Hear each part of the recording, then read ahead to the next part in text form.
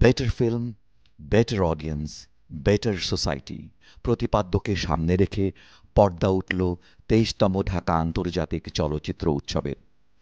গতকাল ১১ জানুয়ারি বিকেলে জাতীয় জাদুঘর মিলনায়তনে দেশের সবচেয়ে বড় চলচ্চিত্র উৎসবটির আনুষ্ঠানিক উদ্বোধন করেন তথ্য উপদেষ্টা নাহিদ ইসলাম।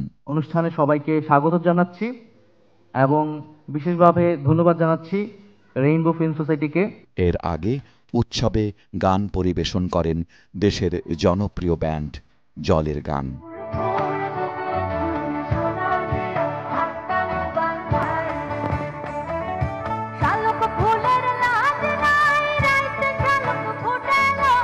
আলোচনা অনুষ্ঠান শুরুর আগে বিগত এক বছরে চলচ্চিত্র সংশ্লিষ্ট গুণীজনদের প্রয়াণ ও জুলাই অভ্যুত্থানে শহীদদের স্মরণ করে ১ মিনিট নীরবতা পালন করা হয়।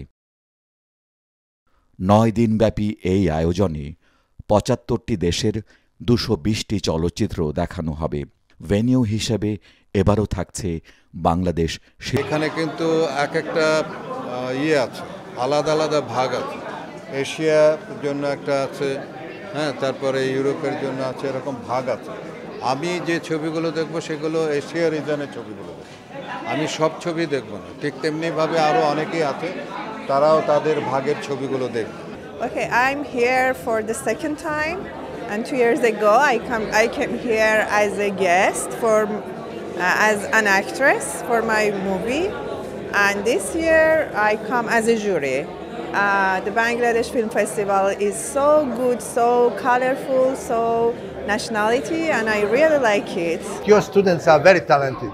I was meeting your students on several universities, including European, England also, and they are very, very talented, open-minded, and very good eye. Good feeling for the subjects which are coming from the life itself. বিভিন্ন দেশ ও ভাষার চলচ্চিত্রের পাশাপাশি বাংলাদেশ প্যানোরামায় এবছর থাকছে মোট ১০টি পূর্ণদৈর্ঘ্য চলচ্চিত্র। এ শাখায়